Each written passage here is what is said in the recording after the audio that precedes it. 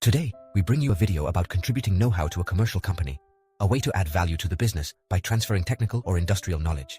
What is know-how? Know-how is an intangible asset that protects a company's technical or industrial knowledge. It can include formulas, procedures, designs, production techniques, or any other knowledge that is not publicly known. How is know-how contributed to a company? Know-how can be contributed to a commercial company in two ways. Contribution in kind, where the partner contributes the know-how to the company in exchange for a share in the company's capital. License for use, where the company that owns the know-how grants the company a license to use it in exchange for payment. What are the advantages of contributing know-how to a commercial company?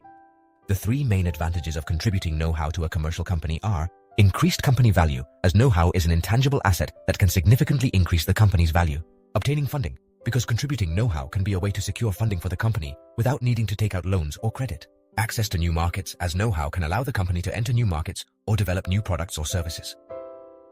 What are the risks of contributing know-how to a company?